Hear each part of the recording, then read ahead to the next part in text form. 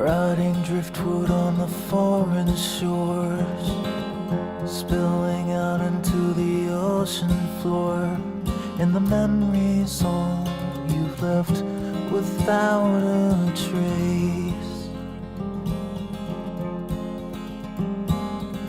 Paralyzed with the thoughts receding, current sweeps you with the silent bleeding through the heart into the darkest place.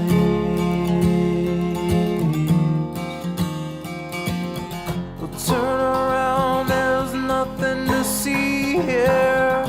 Run away, no reason to be here. It's the ghost who never goes away.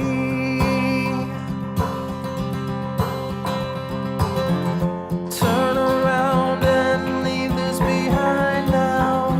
You see the ground as it bleeds in the sky now. You fight the sea, you're always gonna drown.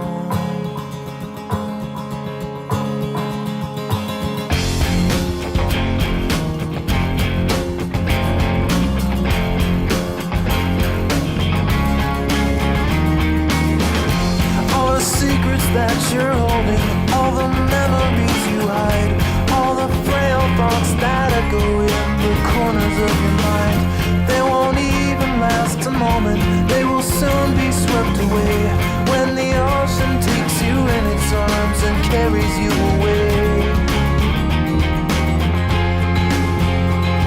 You carry all your burdens on the cross around your neck.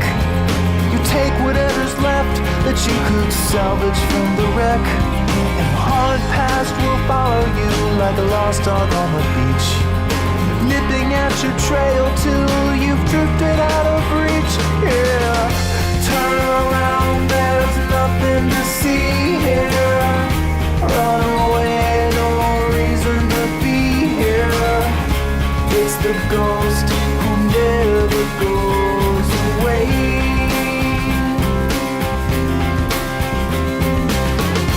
Turn around and leave this behind now. See the ground as it bleeds to the sky now.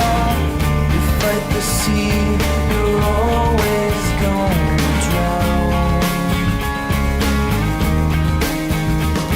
In the broken line horizon, in the castles made of sand, you tried to hold it in your hands, you tried to understand it.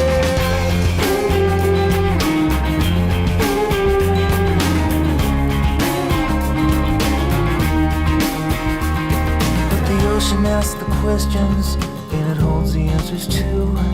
It dissolves away the lies about the things you thought you knew.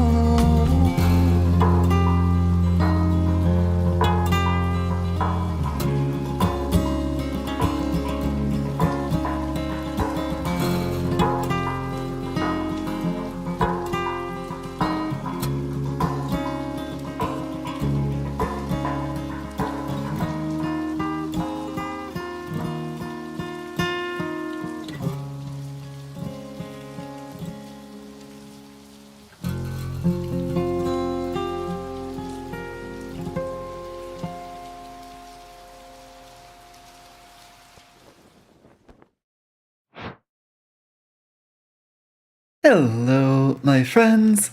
'Tis I, Dame Amager Calirania. My heart and my sword are yours. And 'tis I, Adulath Karakai II, bastard son of a real bastard. Your hearts are mine. And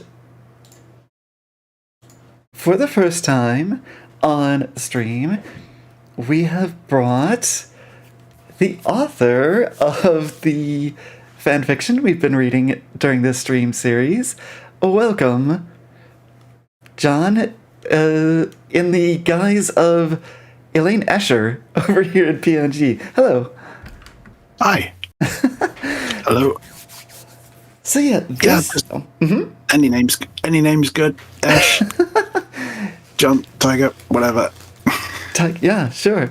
So thank you Well, first for sharing this story with me and my 2 or 3 viewers. And thank you for coming on to the stream to help read it and provide your behind the scenes commentary, your deep insight into the writing process, and maybe even your actual British voice for a character or two. There's no Giles in this chapter. There's no well, we'll see how many chapters we get through then. Okay. But yeah, so up to this point, this is a Buffy the Vampire Slayer fanfiction featuring a visitation by an original character, Mickey the Devil, or Imp, or General Gremlin girl thing.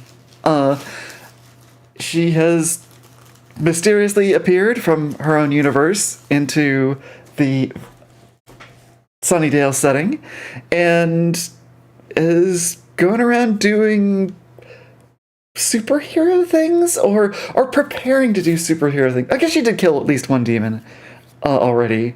And just kind of hanging out with the crew. The crew, the gang now knows that she is an imp. Like, at first it was just Xander who had met up with her and gotten the whole story, but now Willow knows, now Buffy knows. It's an open secret, at least among the main cast. We've only, like, as far as a villain or other, like, a plot going on, we've only had a clash with a red-robed vampire, a red-cloaked vampire, somebody wearing red. Is that even central, or was that just a random street fight? No, he's a real baddie. Okay. Keats and Sheridan. Okay. And Mark, but he got staked, so Mark's Right. gone. But Sheridan is the problem.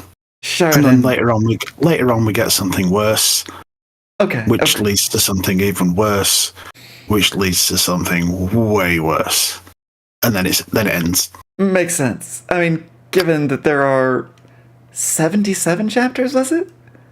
Yep. So, yeah.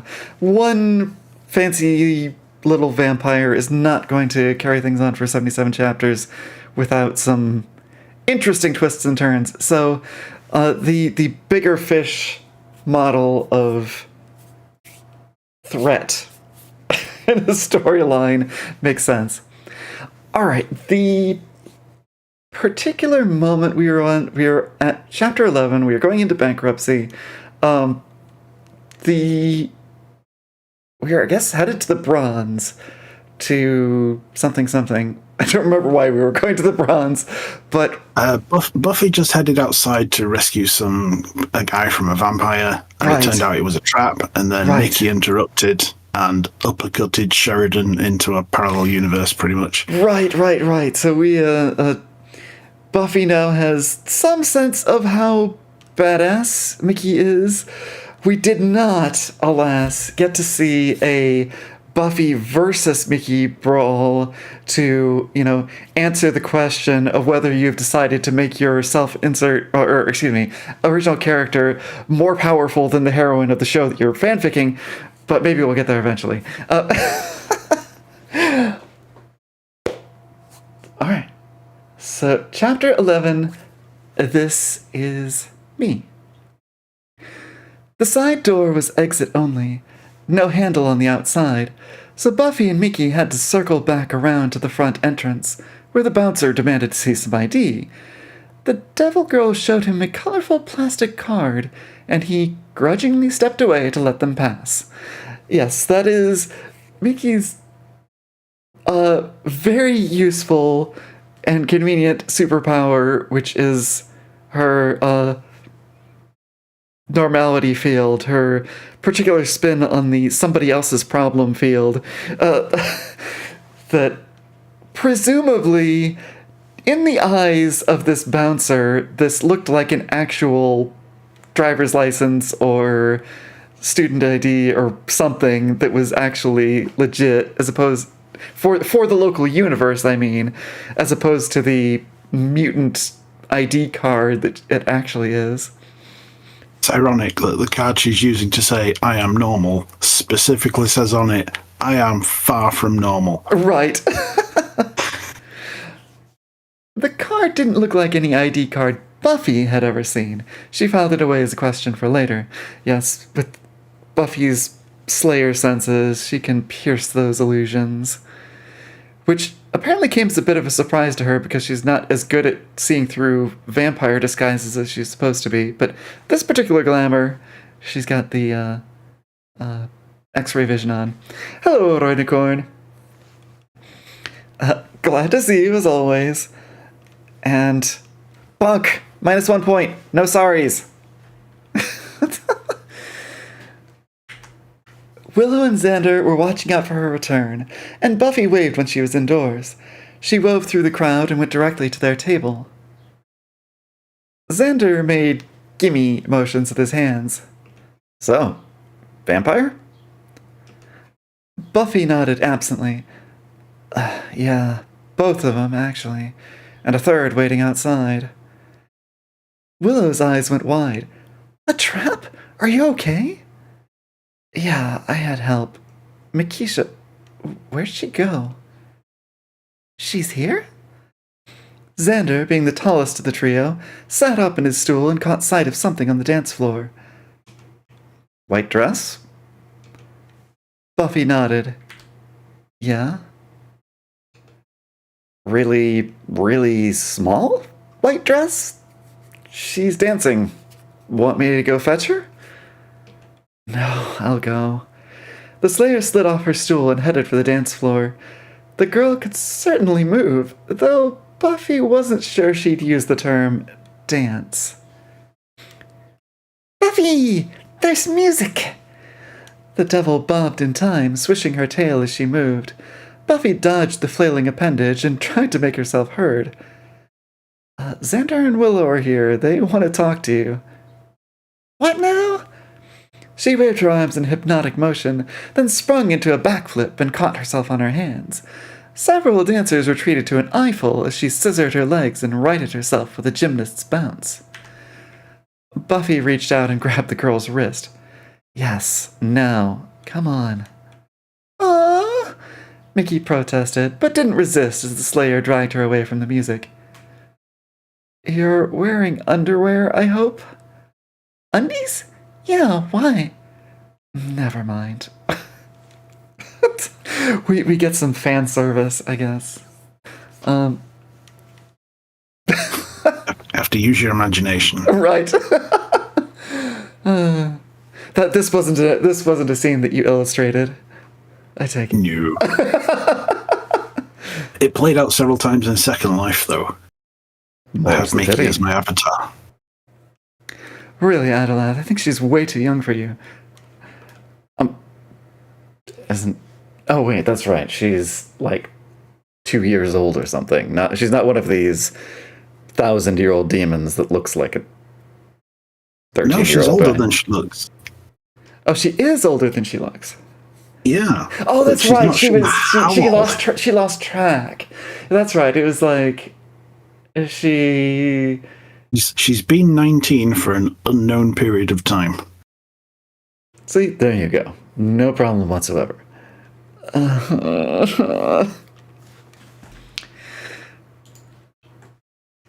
Alright, I don't even know who's talking here.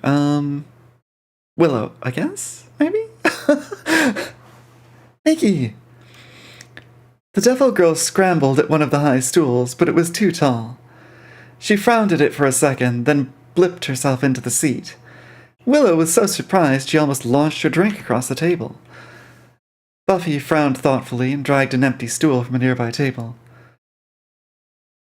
As I was saying, she drawled, Makisha showed up and helped me even the odds. Mickey nodded enthusiastically. Buffy was fighting some vampires! She turned to the Slayer. You're really good. I bet you would have beat them. I'm grateful for the help either way. That teleport trick is pretty handy. It's what I do! Xander looked from Devil to Slayer and back. And? What happened? Buffy seemed to have gotten over her hunt the demon urge, which was good. It was 3-on-1, with me being the one, and then Mickey here teleports right up to one and knocks her right down the alley with a single punch. Willow turned to the small girl, eyes wide as saucers. You did that? How? Inquired Xander. I didn't realize you were that strong. Mickey blushed. I'm not really. I mean, I'm stronger than I look, but I can also channel my magic into physical power, and I may have overdone it. Just a tad? Deadpanned Xander. Buffy smirked. Vamp flew like a rag doll. I didn't expect to see her get up after that. Willow was studying Mickey intently and finally cracked. I'm still not seeing anything out of the ordinary. What are you hiding? Why can't I see you properly? Mickey's smile dropped. Mickey smiled? Uh-oh, there's another one for your notes.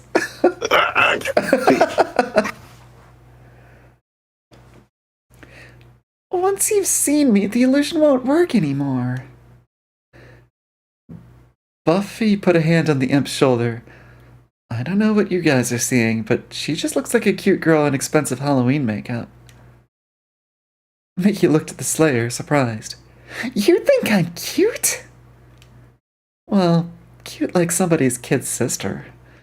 She waved her hand in a circle, encompassing the table. Can't you decide who it affects? No, it's an off-or-on thing. I don't really control it. Okay, well, this probably isn't the best place for a show and tell. Let's finish our drinks and head someplace quiet, then you can show Xander and Willow your real face. Mickey looked at the three humans, momentarily distracted. Can I get a drink? John, do you want to take Xander so you can have something to do while we're on about this? Just enjoying listening, but I can try. All right. Let's go. Let's go. I promise I can stay quiet. I can't do an American accent, though. You can be, I don't know, dudely, though. If you don't mind him sounding like he's from Manchester. Yeah, sure. I mean, it's at least as bad as Giles sounding like he comes from the Midwest, right? Xander and Willow looked after their drinks and took turns watching the dance floor as Makisha cavorted like a crazed animal, much to the amusement of the night's band. He's having way too much fun out there, Complained Xander. And who's that she's dancing with? Is that Larry Bladell? Willow let out a sigh. She's not so much dancing with him as dancing around him. He looks kind of lost. I almost feel sorry for him. I'll give him points for trying. He looked around. Where did Buffy get to? I think she spotted a certain older gentleman brooding in the shadows and slipped away for secret smoochies. I'll assume you mean Angel, because for a moment there I thought you were talking about Giles. They shared a shudder. I should be more precise with my adjectives. Or just say vampire. That works. Or bloodsucker. We need more randomized accents for characters. It should never be acknowledged.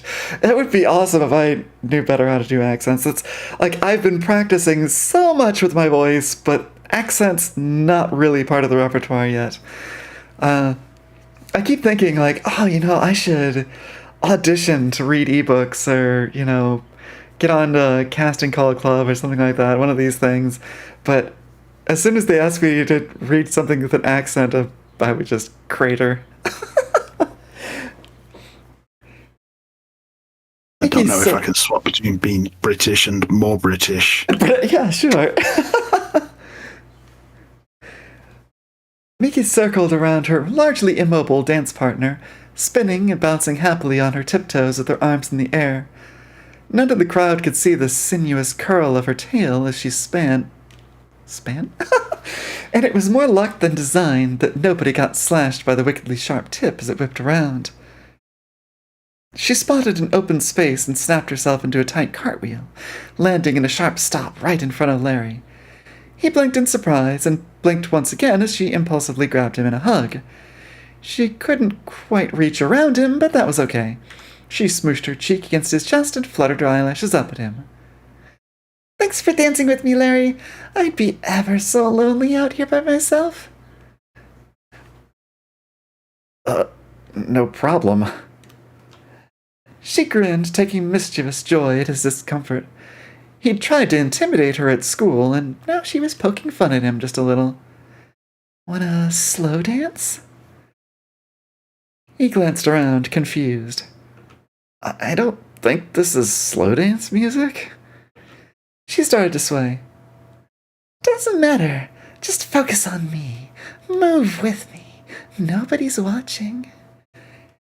Indeed, this close to her, he might even be covered by her illusion of normalcy. The pair started to sway, and Larry began to sweat. Gee, you're warm. "I run pretty hot, yeah. But if I take anything else off, I'll get us both in trouble." She gave him a cheeky grin. Human skin always felt pleasantly cool to her, like the other side of a pillow on a hot night. She could see him trying not to think about it, which was cute. So, where did you learn to move like that? Are you a dancer? She smiled. "No, I just gotta move when there's music." She glanced over at the bar.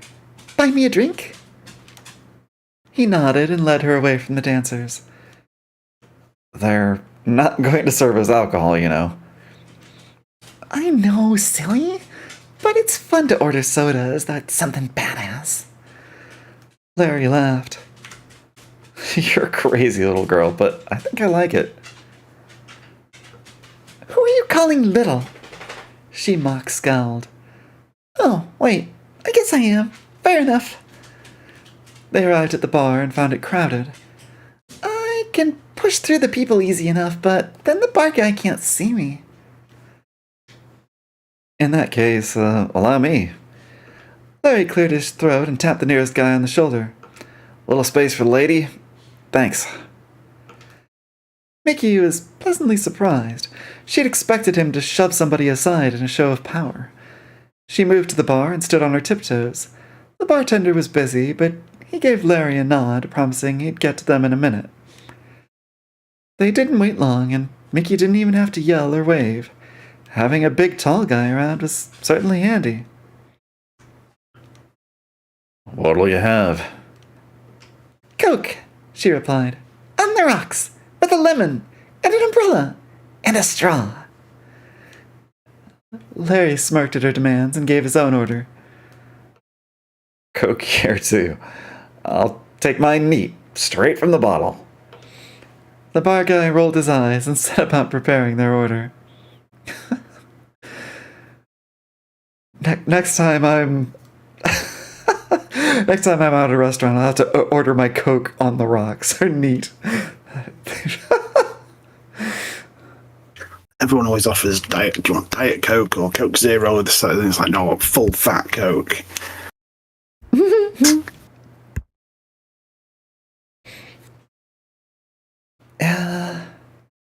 I guess. Yeah, we usually get the zero stuff when we're at home, but we never bother when we're out. We have a sugar tax in the UK. Oh, yeah? So if you order a full fat drink, they put extra on the bill. Oh, ouch. Huh. So why? Yeah. Theoretically, it's to prevent obesity, but it just makes the drinks more expensive. So it's not preventing anything, it just makes it more expensive. Yeah. Just like taxes on cigarettes and that sort of thing. You know, these kind of nanny tax things, they're pretty limited in their effectiveness. Well, a bottle of Pepsi's gone up like 250% since they did that, so... Ouch. Jeez. Yeah, I'd be curious. Yeah, how much would that actually hit the profits of one of these mega beverage corporations? I don't know if they'd even notice. Well, it's just they just put the prices up. Yeah. It doesn't cost them anything. Yeah. Well, it's more of a question of like whether people actually do purchase less in the end. Anyway. Probably. Xander's What the heck? Xander's little brother and Willow were moping quietly when Buffy returned to the table a while later. Mickey wandered over shortly afterward, beaming at having made a new friend and still bouncing slightly in time to the music. It was time to go find someplace quiet where Mickey could drop her illusion, and she clearly wasn't looking forward to it. Xander didn't think there was anything to worry about. She knew she was cute and pretty and awesome, and if other people didn't always agree, that was their problem. Someplace quiet turned out to involve accompanying Buffy on her patrol. They stopped at the nearest park and took a look around. "Okay, all clear," announced the Slayer. "Time to show us the real you." Makisha pulled a face, then nodded. "Right. This is me." Willow watched, then blinked in surprise. "Oh my." Xander decided to play along and followed Willow's lead. Gee, you've got wings and horns, but you still look more or less the same, right, Will? Willow tilted her head. "She looks just the same. It looks like the illusion just hit the skin color and the non-human parts." She sounded relieved. "Yeah, that's about what I thought," confirmed Mickey. "You didn't know?" "Not for sure. I've never seen the illusion for myself, so I don't know what it looks like." "You have pointy ears like an elf," Or Spark? added Xander. Mickey drew herself up haughtily. The effect was more comical than impressive. "I have imp ears because I am an imp. I'm not an elf, and I'm not a Spock." Buffy pursed her lips. "An imp, huh? Something new for Giles to put in his books." Not just an imp. Xander grinned. Sure you can't, Mickey. "Not until you tell me what a Spock is." Never seen the illusion. No, it wouldn't work on her. She would look in the mirror and see herself because she knows what she is. Yeah, it's like she's already accustomed to her own weirdness. Right? Yep. Nope, she's never seen it. There's a whole bit of story on that later. Oh, yeah. Does the glamour extend through to photos then? Like if somebody took a picture of her, would people who are susceptible to the illusion see the illusory her in the image, and people who are immune would see the real thing? Yes, and even that's only temporary. Okay. So if you watched her on a CCTV, you'd see human. Okay. And then if you watch it back on a tape later, you're like, what the hell? Ah, okay. Yeah, in the reboot, the Chronicles of Darkness, the Vampire the Requiem, they kind of split the difference. Like, vampires weren't invisible to photos and video and so forth, but they like showed up kind of blurry, like things can't, like camera lenses can't properly focus on them somehow. Yeah. Yeah, all of Mickey's little gifts do have their own rules. They do make sense, kinda. Yeah, I mean, you had whole, like, roleplay campaigns with her, right? It's like, you could have a source book. Possible. Sheridan Carter reeled as the older vampire vented his displeasure, lashing out with verbal and physical abuse that she was ill-prepared to handle. The side of her face was still fragile, and she was sure her arm was broken. Her jaw ached like a bitch, and 2 of her teeth had yet to grow back, leaving her partially defanged. Here, do you want to take on the big bad vampire too, then? I will do, Keith. I swore to the Anointed that we were up to the task. We survive here on the Hellmouth at his whim, and by your failure you've proven us unworthy. Sheridan kept her thoughts to herself. Keats, her sire, had done nothing to help in the fight. He was content to stand and watch, only striking at the Slayer when her back was turned. Even then, he hadn't landed a blow, leaving Sheridan and Mark to do all the hard work. That's right, the Anointed was the canonical big bad of the first season, right? Yeah, he was just a kid. He never did anything. Yeah? No, right. Oh, no, the Anointed... Okay, no. I was thinking the Master was the actual vampire, right? The Anointed was something else. After the Master was slain, there was just some kid vampire, and it's like, oh, he's the Anointed, everyone serves him. And it's like, he don't do nothing. So the Master, all right. Is the Master still around at this point? Not in this one. Okay. So, all right. So we've already beaten the Master and moved on to the Anointed. Okay, got it. Then the other girl had appeared out of nowhere, simply appeared right in front of her, and she had little recollection of events after that. She'd been struck by an immense physical force and hurled through the air. When she came around, her jaw was a ruin and she spat out several shattered teeth. Her left knee was badly twisted, but she was able to walk on it, limping away in fear of her own life. Mark hadn't made it back to the tunnels, and Keats said that the Slayer had staked him with contemptuous ease. The other girl. Here, let me scroll it up and make it a little easier to... There we go. He demanded... The other girl. Who was she? What was she? What power does she wield? Explain your failure that I can pass on a warning to the Anointed. Useful information might yet salvage something from this disgrace. She grimaced. I don't know. Keats waited for her to say more, and eventually sniffed in disgust. You are weak and broken. Go feed and heal yourself. I will devise a way for us to redeem ourselves. All right, that's chapter 11. And now you've got a time limit today. When do we need to wrap up? I've got another 2 hours or so. Oh wow, okay, so we are good for a while. Awesome. All right, so just fixing that apostrophe S on Xander's. Right.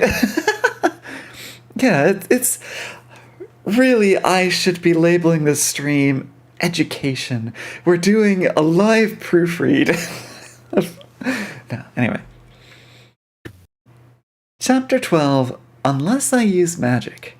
Alright, so what do you think, Roynicorn? Is that Mickey saying it, or maybe Willow?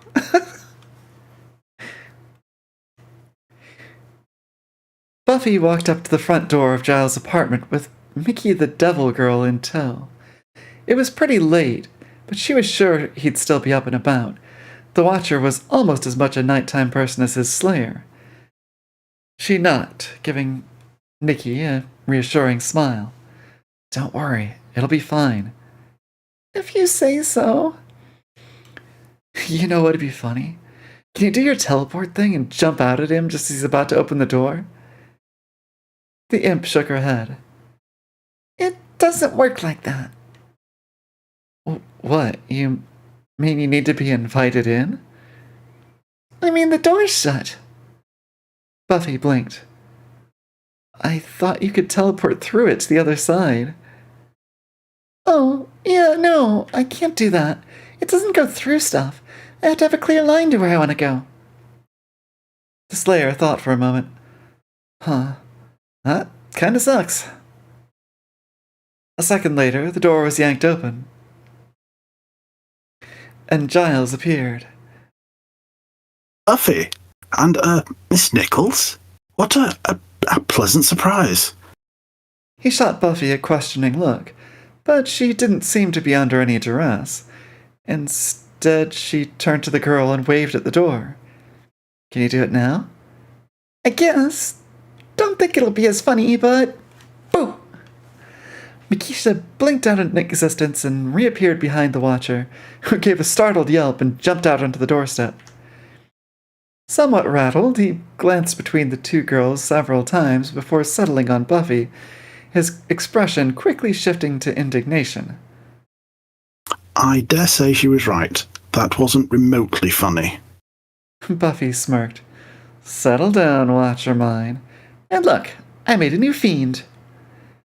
His frown deepened. I feel compelled to point out that spelling-related humour is far more effective in written form. A little meta humor there. Oh, okay, well, fair enough, Rhinocorn. I've forgotten for a minute that you weren't familiar with the source material. Right. Willow is one of the vampire hunting gang. She is a budding witch. I don't know how deep into it she is at this point in the series. I don't think she's quite as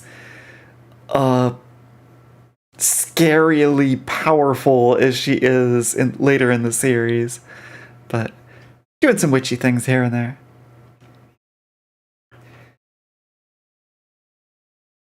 Kevin lurched down the street, slightly drunk and pretty damn pissed. Which, good work, getting the American version of pissed. Wait, no, his so-called friend Larry had ditched him and the boys as soon as that new girl had showed up, letting her drag him around like a tame puppy. Daniel and Josh were taking bets on whether their buddy was going to have a new girlfriend, and whether or not said girlfriend would be a notch on the bedpost, but Kevin didn't care either way. You didn't invite your buddies out for a drink and then ditch them for some random chick, no matter how lithe and flexible. Sure, give the guy points for scoring with the exotic foreign exchange chick, but couldn't he have done that on his own time? Sick of listening to Danny and Josh, he'd made his excuses and left. There was a gas station nearby that he knew would accept his fake ID and let him buy beer. It was probably a mistake to drink 5 of the cans by himself, slouched on a park bench, but he'd chosen a dark spot out of the way so nobody would bother him. He was about to be very bothered indeed. A woman screamed somewhere nearby, and Kevin whirled around, trying to locate the source. His eyes fell on a tall feminine figure, staggering from some nearby bushes. She had dark hair, and her pale skin showed through the torn remnants of a dark red party dress. Kevin jumped to his feet. Oh my god! Hey, are you okay? He forgot all about his last can and hurried over to help the poor girl. She was bruised and bleeding from dozens of cuts and scrapes, and somebody had really done a number on her face. She bowed her head, letting her hair hang over the bruises. "Help me, please," she whimpered. "I was attacked. It hurts so much." He went to offer her a supporting arm, but held back in case she didn't want to be touched. "There's a bench over here. You should come and sit down. Damn, you're pale. I think you might be in shock. You look like you've lost a lot of blood." She nodded, yellow eyes glinting. "That's okay. I know where to get more." Giles was astonished. It's astonishing. He said, blinking. An actual Abrahamic devil, in the flesh, as it were? I've been studying the relevant texts since I found your writing. This is incredible. Buffy watched the librarian as he paced around his sitting room, observing Mikisha from all angles.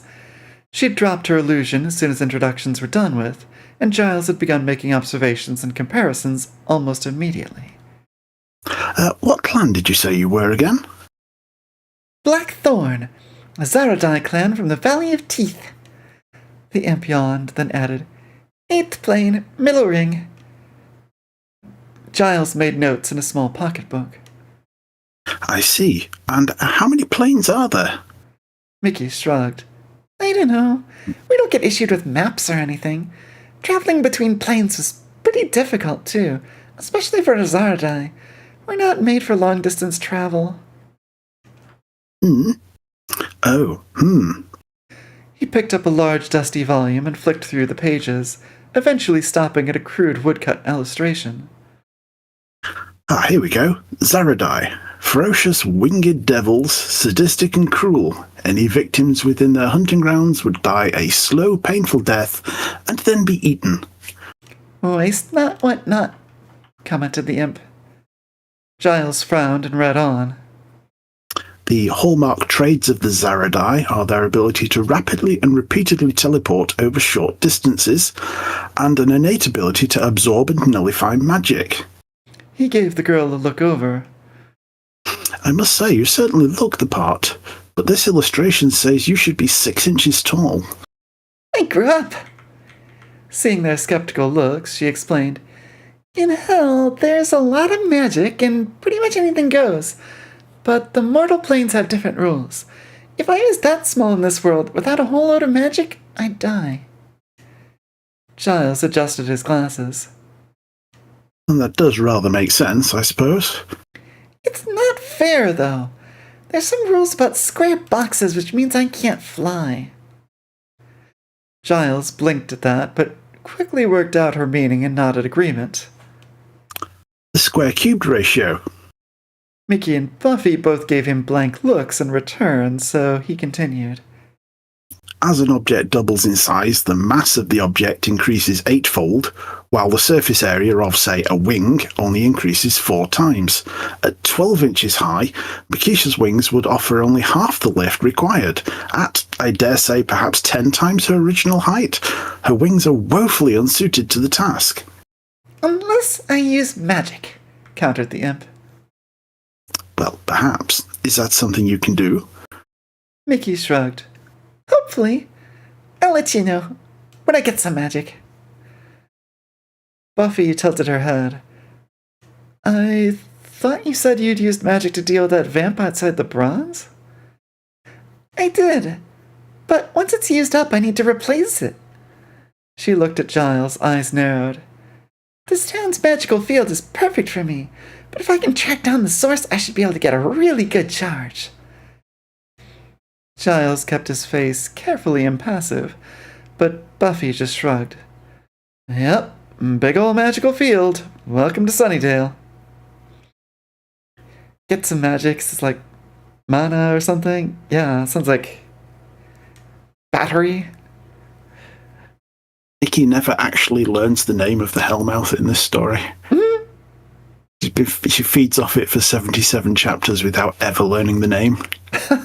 Well, it's kind of a hand wave of a thing anyway. It's just a name for the fact, like, writing-wise, it's just a name for the fact that Sunnydale is full of monsters. But yeah, if it's treated as a fount of magic points, I guess. She also never stakes a vampire. Oh, okay. Just slaps them around like she did with Sheridan there. Huh? She just does the stuff that she knows works. Any beheadings? Explosions? Yeah. Bisections? Yeah. Just kind of, grab somebody by the arms and kick the lungs out through the back, just the easy things. Also, yeah, you can decapitate somebody by just grabbing hold of their throat and tearing the spine out. It's like the head's Mortal technically Kombat, not attached, and poof.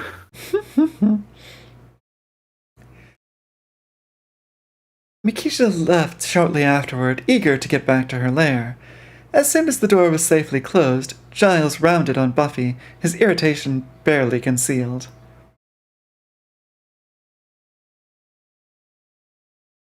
Yeah, I should think a little more caution would be evident when dealing with a literal creature of the inferno. She helped me out, knocked a vampire right into next week, and says she gave up a bunch of her stored power in the process.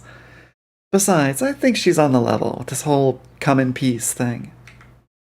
We still haven't established why she's here. She was definitely fishing for Sunnydale's dark secret, and now I think she knows about the Hellmouth. We've no idea what she'll do. I thought she already knew about it. I mean, that's what attracts all the evil beasties to our otherwise unremarkable town. Come bask in the Hellmouthy aura. Nonetheless, it's also quite possible she found her way here by accident, following the scent of dark magic. But until we're sure of her motives, I'd like to keep her in the dark as much as possible. Could be tricky. She seems pretty sharp. Buffy paused. Well, considering she doesn't seem to know much about our world.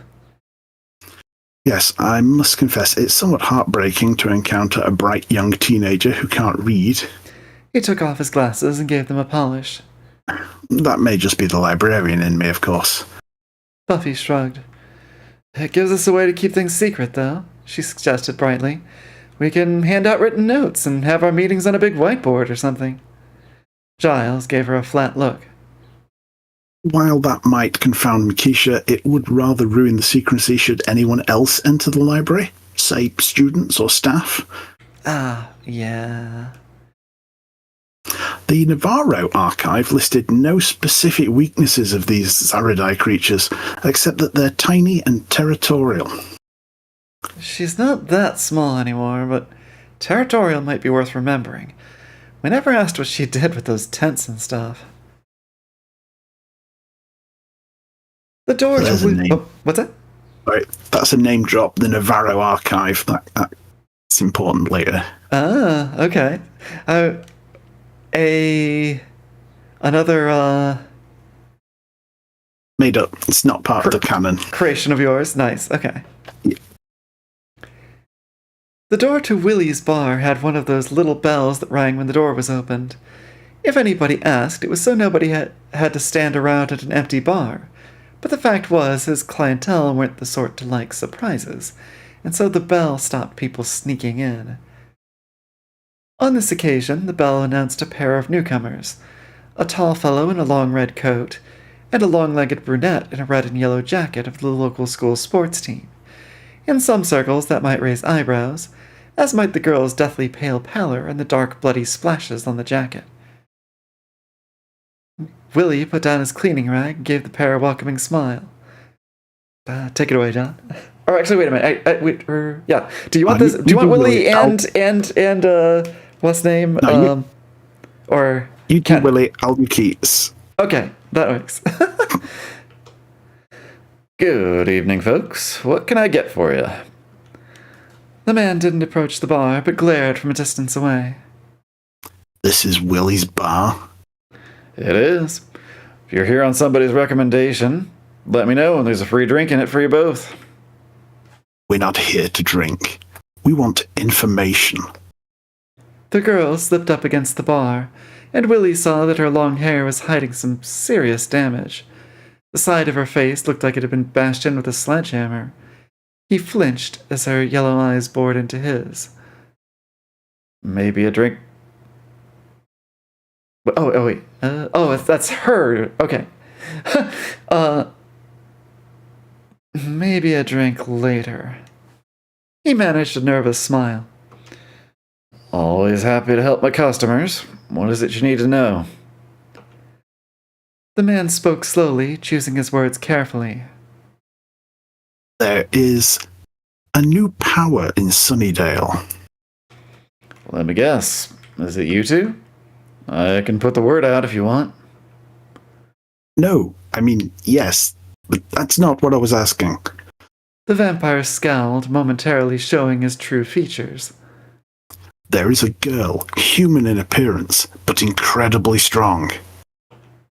You mean the Slayer? Or Vampire Slayer, rather. Thought you guys knew all about that. The girl vamp leaned over the bar and hissed, "Not the Slayer. We'll kill that one when we're ready. But she has an ally, some other creature. Inhumanly fast and powerful beyond anything you can imagine." The male vampire took a step forward and slammed his fist onto the bar. She is a child with black hair and dark eyes. Missing a period for your proofreading notes. Willie glanced at the girl vamp. That's what did your girl's face in? He wondered aloud. A child? Tell us what you know. Grated the vampire. I don't know anything about a kid with super strength, though I've heard there's a kid vampire running things around here these days. The anointed one? We know of the anointed one. This creature is female. And she's working for the Slayer. That doesn't sound right. Although the Slayer was in here a day or two ago, asking about midget demons. A demon? She wanted to know if there were any demons camping out or building a temple. Something like that. Slayer's kind of flighty. It's not easy to tell what she's talking about half the time. The vampire leaned back and shared a meaningful glance with the girl. We shall find this campsite and take our revenge. Willie backed away a little. Okay, sure, awesome. Good luck with that. The pair left without another word, and he picked up his rag. Some people, they didn't even buy a drink. Mickey entered their burrow the usual way, teleporting around the entry tunnel in a quick sequence of blinks that ended in the central chamber. The pitch dark made the place look like a cave, so she paused briefly to light a candle before teleporting into the bedroom and flopping onto the bed. What a day! Her first day of school had given her a lot to think about, and she felt a little out of her depth. She'd acted without thinking, and stuff had gotten all complicated, just as Jack always warned her it would. She wasn't good at dealing with complicated. Jack was far better at seeing the big picture, while Mickey always focused on the here and now stuff. That said, here and now, she was tired. Hopefully things would look more manageable in the morning. She unmanifested her pretty white dress and slipped into the massive thermal blankets and sleeping bags she called a bed, and froze.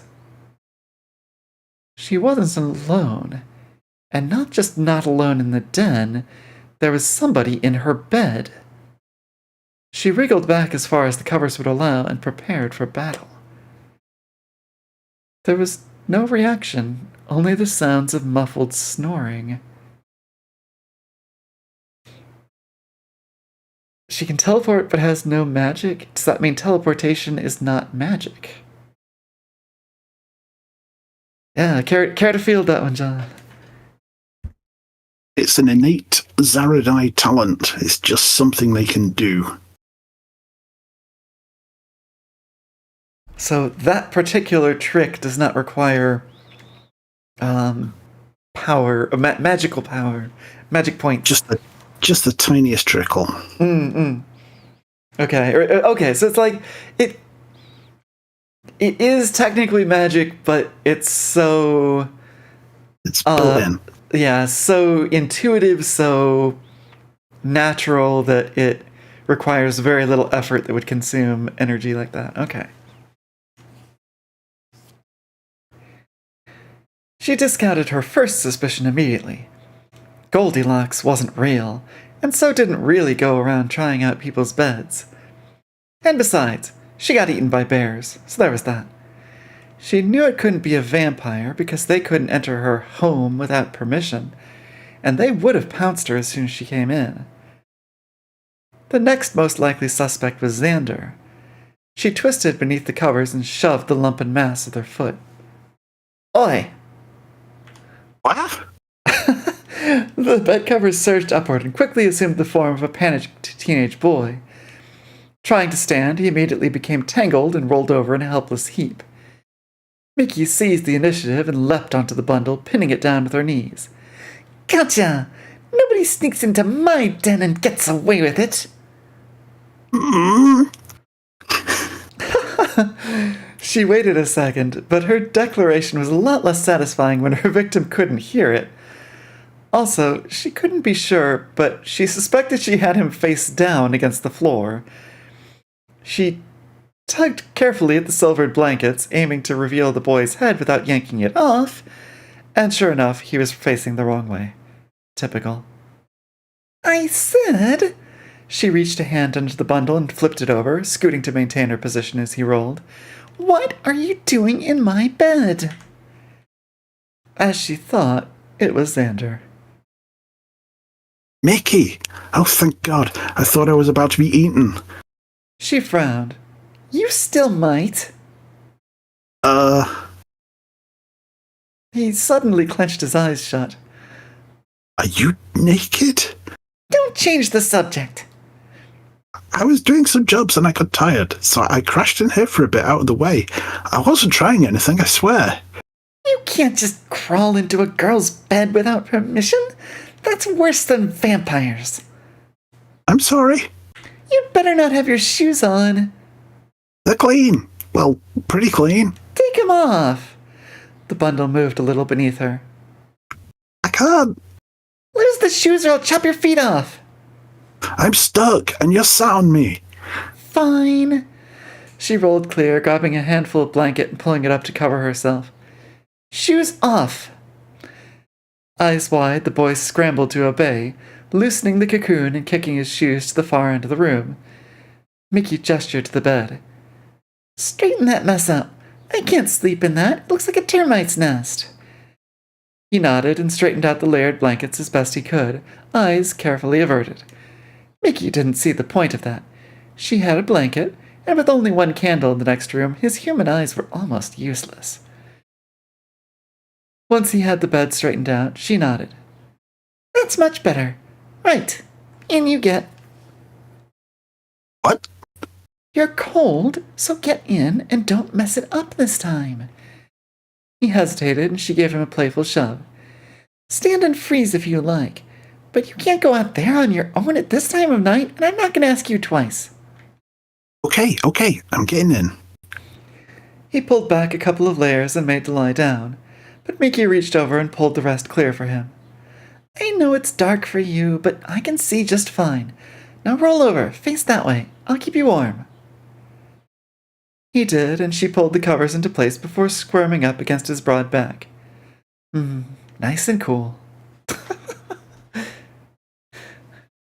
I think my favourite line in that chapter was Giles being astonished. Yeah.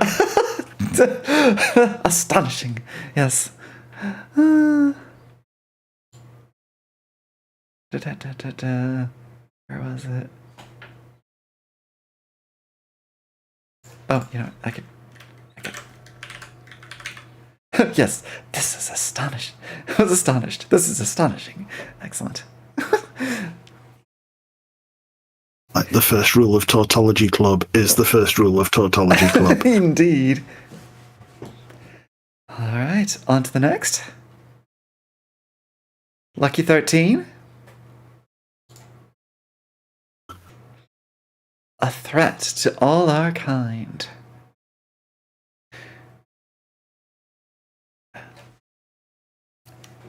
The two vampires lurked in the shadows outside Willie's bar, unaware that a deeper shadow nearby concealed an enemy. I thought I told you to feed. Sneered the male. You look terrible. The girl drew her hair back to reveal the ruined mask of her face.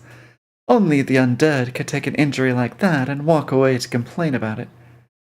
I told you, that little bitch shattered my jaw and cheekbone. That's not something I can heal in 2 hours. I'm lucky my fangs grew back. It sickens me that a demon did this, and saved the Slayer's life in the process. Mocks everything we hold dear, a threat to all our kind. We'll need help tracking it down.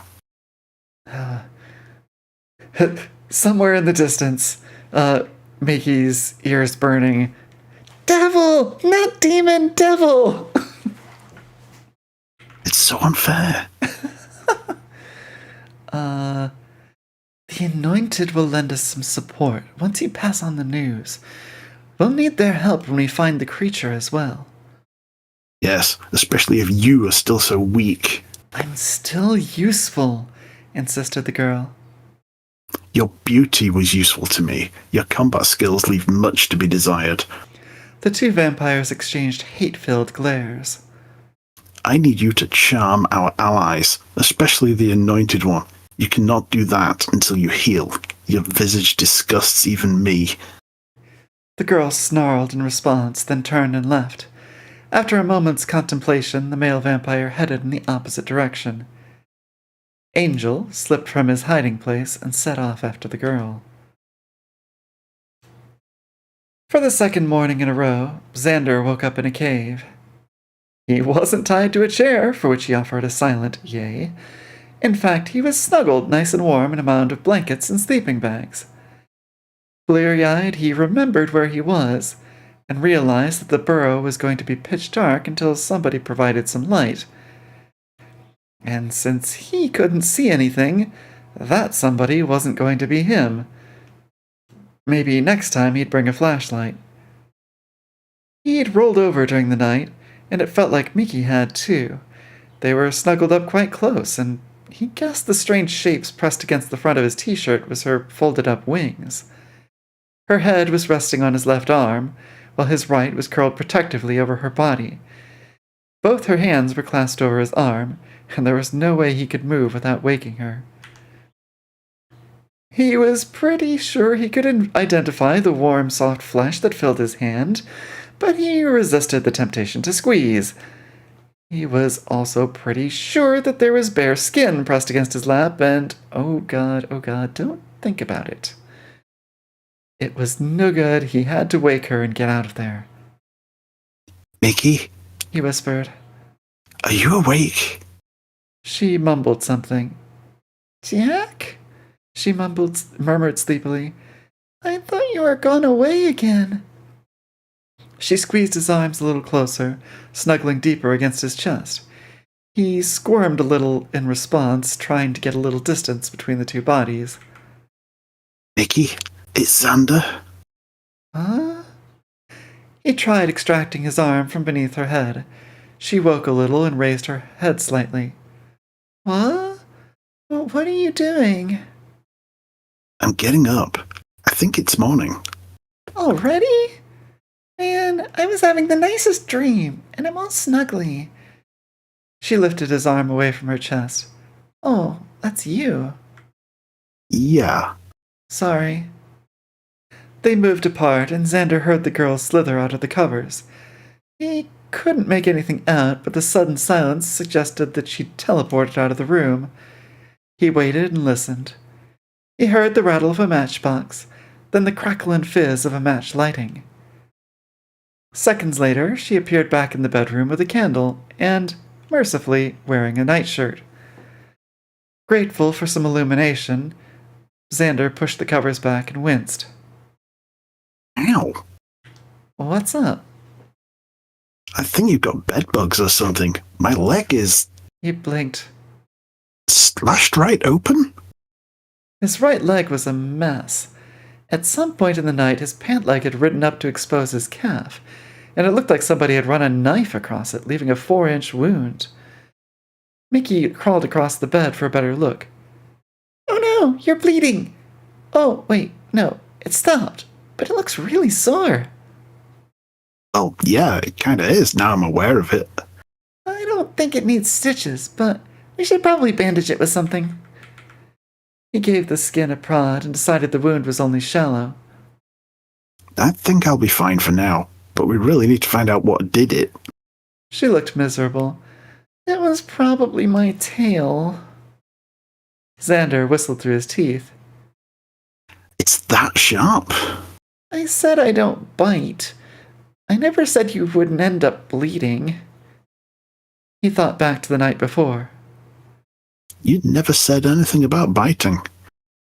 Well, no, I guess I didn't. Yeah, I do bite. Sometimes. She offered a hand and helped him to his feet. Come on, I got some first aid boxes somewhere. Angel glanced at the sky and judged the time to be about 6 a.m., an unusual time to spot Xander limping across town. The vampire's acute senses detected blood, and he quickly moved to intercept. Xander? What? I mean, Angel, hi. You're up early? Or late? What's happening? What happened to your leg? Oops. Oh, double tap the button again. Hang on. Gotta fix ad. There we go.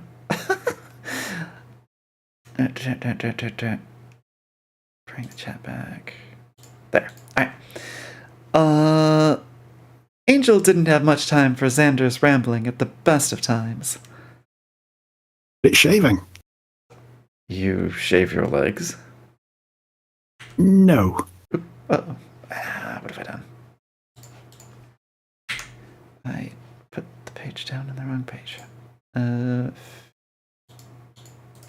do I fix that? Sorry, did something in my streaming software by accident, and I'm trying to figure out how to fix it. Do I just page up again? Come back. Yeah, shoot. There we go. Okay. Oh, and I just noticed by looking over at that I still have my search bar up. That was the little find and page thing. Okay. Yeah. When I get confused and have the wrong highlight on. Yep. Okay. Right. All fixed. Angel shook his head. Whatever. Listen, this new girl you found is in danger. The Anointed One's people are stirring up for an attack. You should warn Buffy. And Mickey. Her too, I guess. There was something in the boy's voice. Real concern. What is this girl? They're saying she's a demon? Devil. What? There's no such thing. Giles is convinced. Angel frowned. He respected the Watcher to some extent, but he needed to see this girl for himself, and there wasn't much time. The sun would be up soon. Where's she hiding? Xander clammed up tight. Somewhere safe. With this many vampires looking for her, nowhere's safe. She's not stupid, Angel, and she doesn't have to hide from the sun. She's safe. It would be all too easy to scare the boy out of his secrets, but he knew Buffy would never forgive him. He settled for leaning close and fixing Xander with an intense glare. You'd better hope you're right. He gave the boy's shoulder a shove and used the distraction to disappear into the shadows. Xander muttered to himself the rest of the way home. His leg actually hurt like hell, but he hadn't admitted that to Mickey, and he certainly wasn't about to admit that in front of Angel. The less Fangboy had to do with his blood, the better. Poor Mickey, she was mortified when she realized she'd hurt him. All she'd wanted was a snuggle, and it wasn't every night a girl wanted to snuggle under the covers with Xander Harris. At least, not without wanting to literally eat his head. And although they hadn't done anything... Wait. He'd seen her naked, technically, and he'd reached second base by accident. Was that a legal move? Straight to second base without meaning to? Did a lack of intent mean it didn't count? It was all totally innocent, he told himself. At least it was innocent on his part. He had no idea what Mickey's goal had been, and if he was honest with himself, he'd probably never have the guts to ask her. God, he hoped she didn't tell Buffy, or Willow, or anybody else for that matter, especially not Larry. Still, he smiled to himself. It was worth it. With Xander gone, Mickey took a look around her den and was pleased to see that Xander had indeed done some jobs, as he'd claimed the night before. He'd assembled most of the shelving stuff and set out all the little pots and pans and jugs and plastic bottles. The camping stove was set up, and there was a kettle and even a big bottle with a tap on it. She had a kitchen. Xander had brought a stack of big batteries for the various lamps, as well as a big coil of stuff that she guessed was the cables for the electrical power. She hoped he hadn't paid too much because she didn't really have much of a way to pay him back. While exploring the town on her second night here, 2 guys had tried to attack her. Their wallets were now in her treasure room and presumably contained money. In all the excitement, she'd forgotten to check. She'd been attacked twice more since then, but vampires were hard to subdue, and if you killed one, it turned to powder, taking any loot with it. Selfish monsters. Perhaps she could find more muggers. She'd overheard gossip that the local police were useless, so perhaps there was a role for a professional superhero in this town after all. She smiled to herself and got some breakfast from the kitchen, a couple of chewy bars and a bottle of juice. She sat on her folding chair and put the bottle on her folding table and surveyed her domain. Things were shaping up nicely. Giles always liked to arrive early, while the school was peaceful and quiet. A handful of students sometimes turned up for clubs and extracurricular activities, but on the whole, everything was quiet as he strode across the lobby and headed for his library. He had some extracurricular work of his own to attend to, specifically relating to the story of one Abigail Navarro, a heretical witch executed out of mercy by the Watcher's Council in 1628. Aha! The mysterious Navarro file. Here we go. Miss Navarro had apparently bungled an immortality rite, binding her soul to her mortal body with a link that even death could not break. The spell's flaw was only revealed when she died years later in a horrible accident. Her soul was dragged to hell for several hours, after which she returned to her body, broken, ruined, and injured beyond repair. Her accidental curse sustained her life for a brief period, and then she would expire once again, starting a nightmarish cycle of damnation and reincarnation.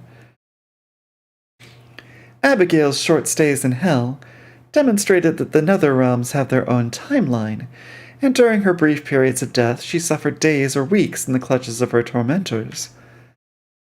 During her periods of sorcerously sustained unlife, she ranted and raved about her experiences. It was fortunate that scribes were on hand to note down her fantastical observations, and eventually the Watcher's Council decided it would be a kindness to undo the curse and consign her soul to eternal destruction. The Navarro account was generally discounted as the ravings of a maniac, but if Makisha's information confirmed any of it, then there could be much more to be learned. The notebook in his jacket pocket needed to be transcribed properly and cross-referenced for proper comparison. "Hey, Giles!" He blinked out of his thoughts in time to register a figure crossing the corridor ahead of him. Makisha, the devil child, wearing a black t-shirt and flared trousers in a lurid shade of primary green. He opened his mouth to reply, but Makisha was already out of sight, her tail vanishing around the corner. She was headed to the sports wing, and his curiosity warred with his plan to do more research. Damn it, what on earth was she up to? Mickey was hoping to find the swimming pool empty, and she wasn't disappointed. She gave a whoop of glee, switched her outfit for a bikini, and took a running jump into the water. Aerodynamic by instinct, she plunged beneath the surface with barely a ripple, and proceeded to power across the pool with broad, wing-assisted strokes. She loved swimming, having discovered some time ago that while her wings couldn't get any real lift with the air beneath them, they were still strong enough to push her through water. It had seemed a crazy idea at the time, inspired by a nature documentary she'd seen on TV. Reaching the other side, she touched her feet to the bottom and gave one last stroke. She surged up out of the water and landed at the edge of the pool, grinning widely. "Thanks, penguins!" She teleported up to the highest diving board and made a great show of striking some suitably impressive poses. "And now, Makisha Nichols on the super duper mega ninja turbo high dive! The crowd goes wild! Yay!" She took a few steps back, then ran to the end and made a wing-assisted leap high into the air. Her attempt at a twisting backflip fell foul of her own enthusiasm, however, and she crashed into a hanging lamp. The broad metal dish, several meters clear of the board, chimed with a dull clang as the imp dived headfirst against it. The lamp swung aside, and Mickey crumpled in midair, tumbling toward the water below. A voice cried out below. Good Lord.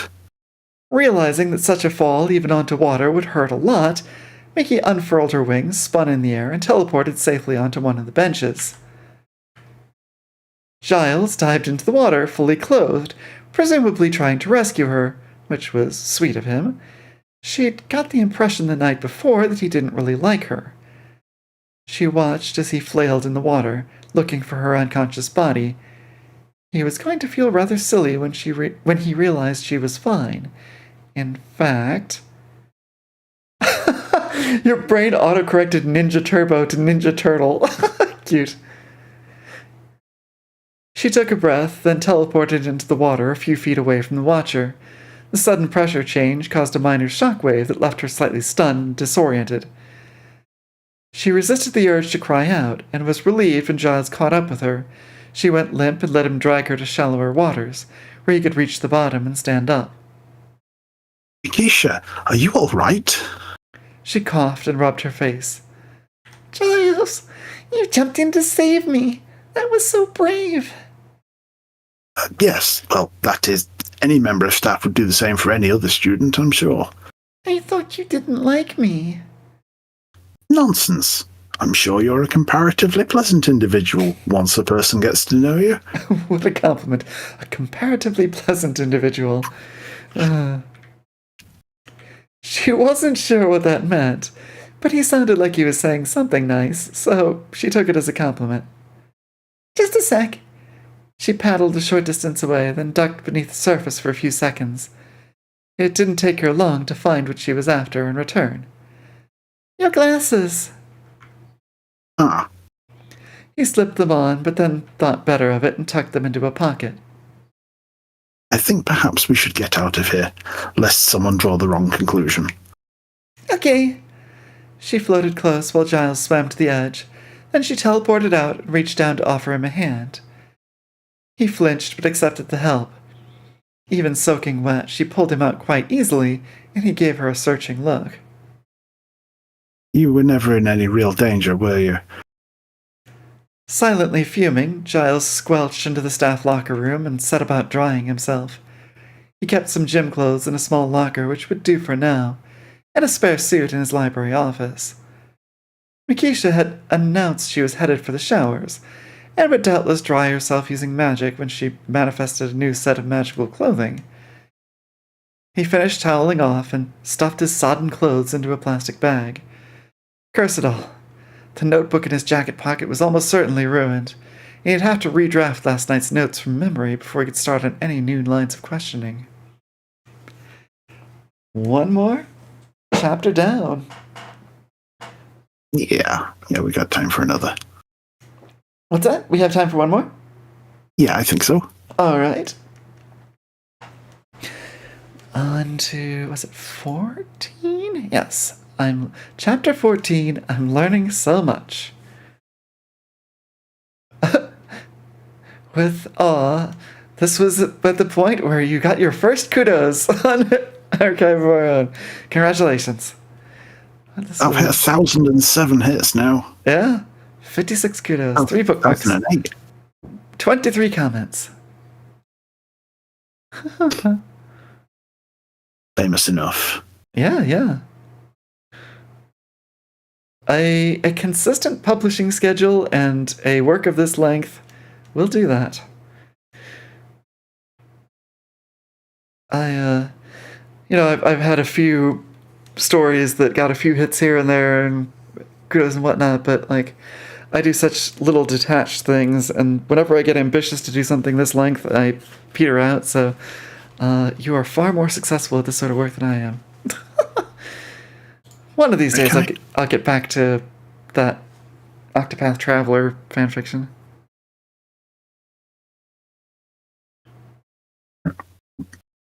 got several things finished and several things not finished. It's kind of 50-50.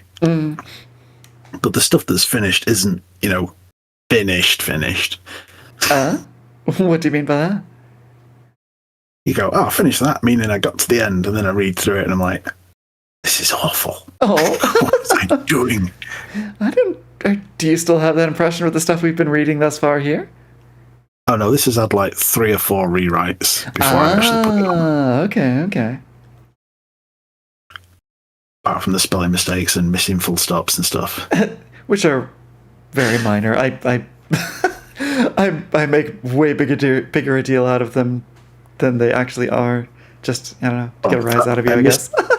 I missed Jazzy's lines because I immediately went to fix that full stop and was like, wait, what? Where were we? Lovely. So I've got another window open on another monitor for fixing things.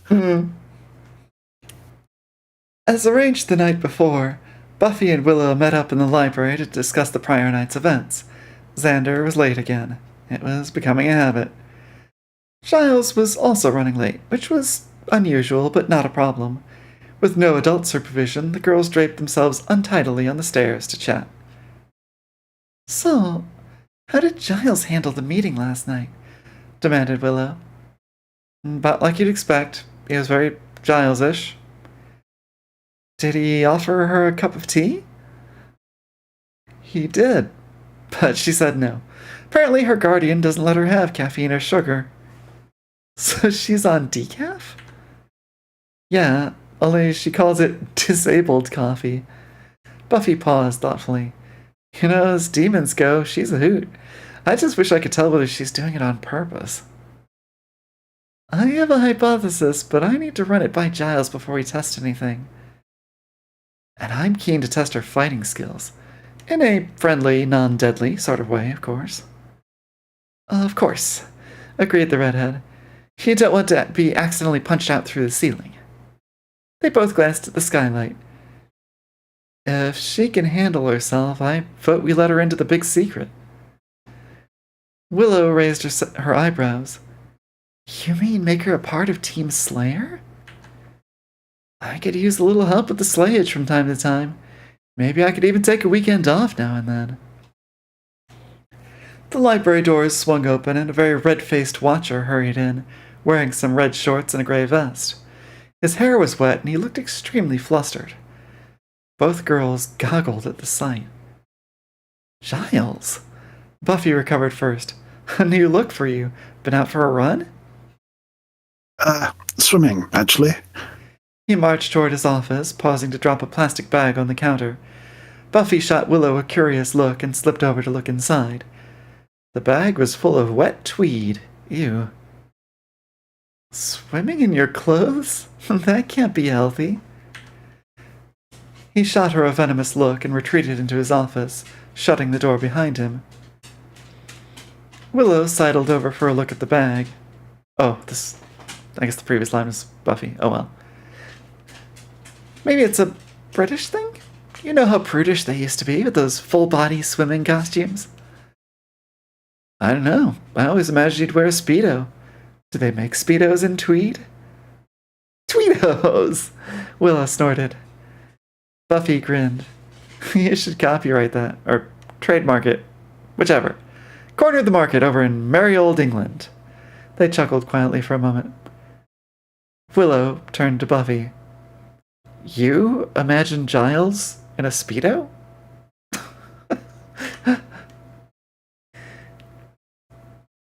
Larry met Danny and Josh in the locker rooms for first period sports. Always a good way to start the day. There was no sign of Kevin. Danny shrugged it off. He was just being cranky last night. Probably snuck off for a lonely drink in the park. Wouldn't be the first time.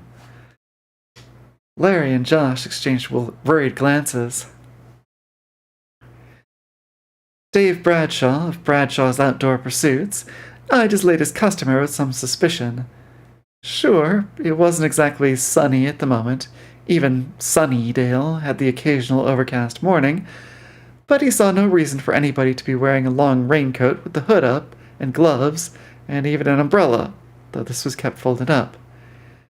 And if she thought the weather was bad, which it wasn't, Why was she wearing sunglasses? Dave found his customer service smile and turning into a scowl, and he walked across the showroom to see what this woman was after.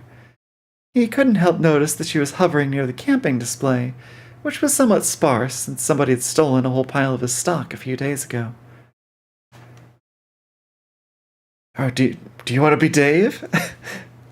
So we probably don't have any of your other characters in this scene. Can I help you find anything? He ventured. The woman turned to face him, and he struggled to make out any detail in the deep shadow of her hood. I think perhaps you can. It was a young voice, and Dave hastily re-estimated her age. Early 20s, perhaps. He raised a brow and decided to try a casual comment. Lovely day out. He began. Nice to get a break from the sun, huh? Oh, yes. She adjusted her hood, setting it back a little, but not pulling it down. Tell me, this is one of the stores that was robbed, yes? Yes. I am looking for my little sister. She's a runaway, and I'm afraid I think she might be responsible.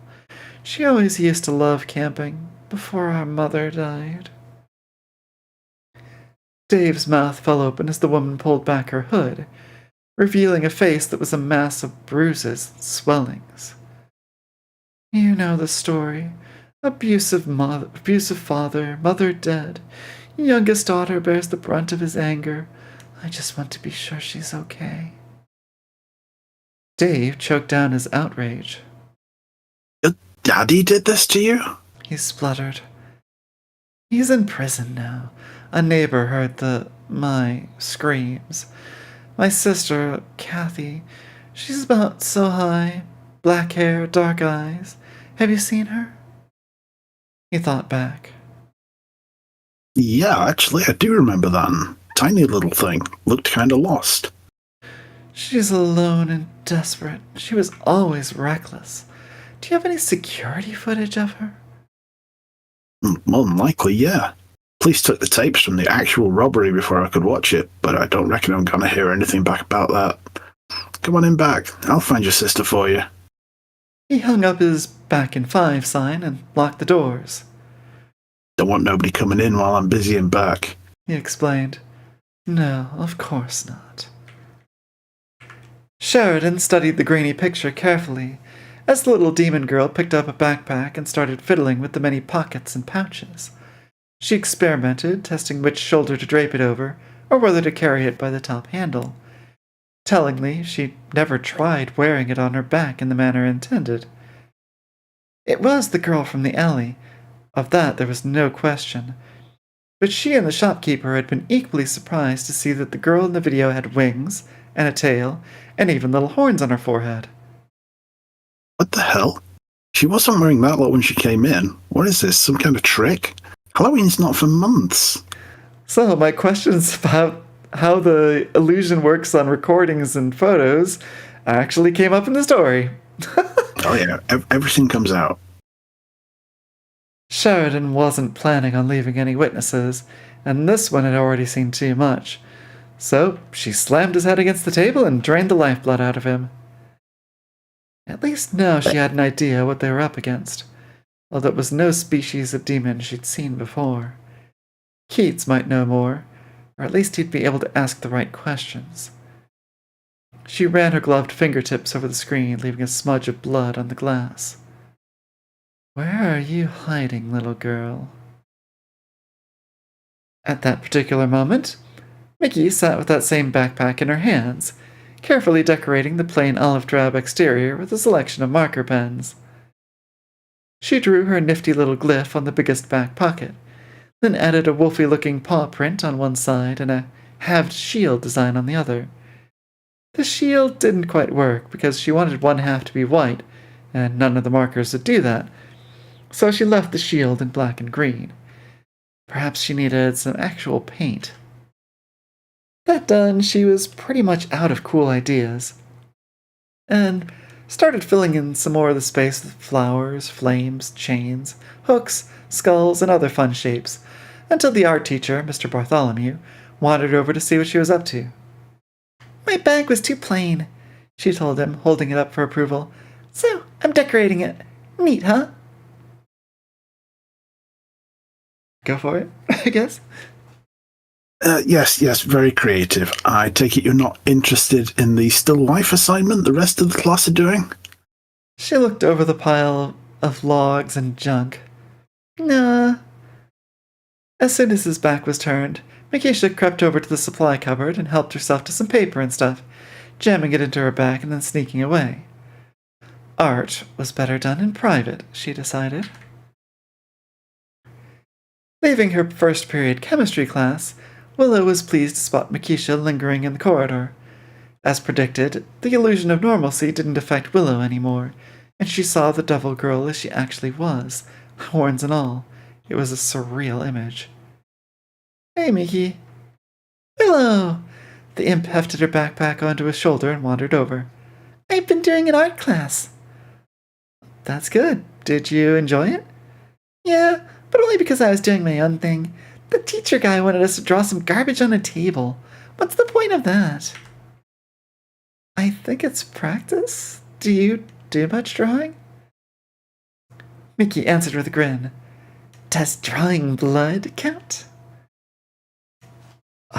Okay.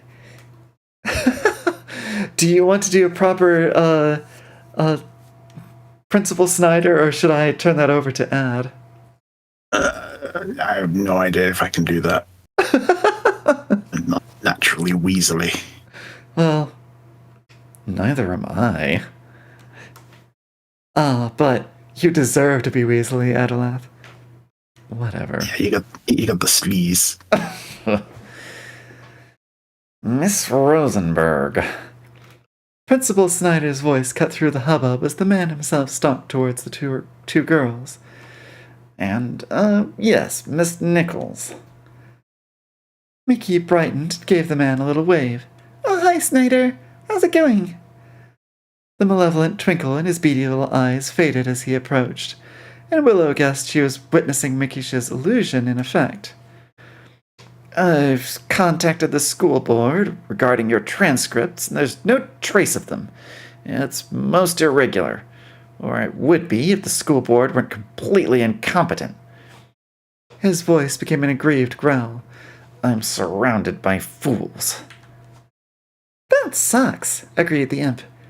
Are the transcripts important? They tell us what your grades are and how well you've been doing in school, explained the principal. We also need your permanent record in case it turns out you're a troublemaker. He gave an apologetic shrug. I'm sure you're not. It's just paperwork. Mickey nodded sagely. It turns out I was homeschooled. Is that any help? Snyder frowned, then nodded. Yes, that would explain the lack of records. Not like my school. We run a tight ship, you know. Yeah, I love it here. I'm learning so much. Willow was fast becoming freaked out by this surreal conversation and blurted, She really is. She wants to join one of the sports teams. Really? That's excellent. Excellent. I'm sure you'll do us proud. And with that, he stuck his hands in his pockets and wandered away, humming a ditty. Willow watched him go. That was just too bizarre. I know. Guy must be under a lot of pressure to accept the illusion so readily. She tilted her head. Either that or his magical resistance has been eroded. Anyway, I have a cool plan. Willow bit her lip. What kind of plan? A plan to get some money. I'm gonna beat up criminals. You mean become a vigilante? Isn't that dangerous? And, well, how does that make money? I'll take it from the people I beat up. It's like taking from the rich to give to the poor. But instead of the rich, it's criminals. And instead of the poor, it's me. She shrugged. Although I am also pretty poor, due to having no money and no job. But you have skills, and your guardian, Jack. Jack's not here. He doesn't really have much money either. Is he unemployed? Or is he another demon? I mean, devil? neither of those. Jack's a wolf. Willow nearly shouted, but instead clamped her hands over her mouth for a second. Your legal guardian is a werewolf? She squeaked. Mickey blinked. No, not a werewolf. A wolf. Here, look, I have his ID card. She pulled out an MID card similar to her own, but this one bore the code name Wolf, and the picture was, indeed, an ordinary-looking lupine. Willow pinched the bridge of her nose. So, your guardian's not here, and even if he was, you'd still have no money because he's a wolf. Where are you living? How do you pay for it? I am living in my top-secret base, which I shall call the Imp Cave from now on, and I don't pay for it because it's secret. Top-secret. Is the Imp Cave a cave? Mickey grimaced. No? This is terrible. We've got to get you a scholarship or something, and you can probably sleep over with me, or Buffy, or maybe Mr. Giles has a spare room. Or you guys could come and sleep over at my place, exclaimed Mickey, completely missing the point in her excitement. Not if we don't know where your place is, objected the redhead. Well, I could blindfold you and carry you over my shoulder like, She trailed off, and Willow filled in the blanks. Like you did with Xander. That's where he was yesterday morning. The devil girl cringed a little. Kinda?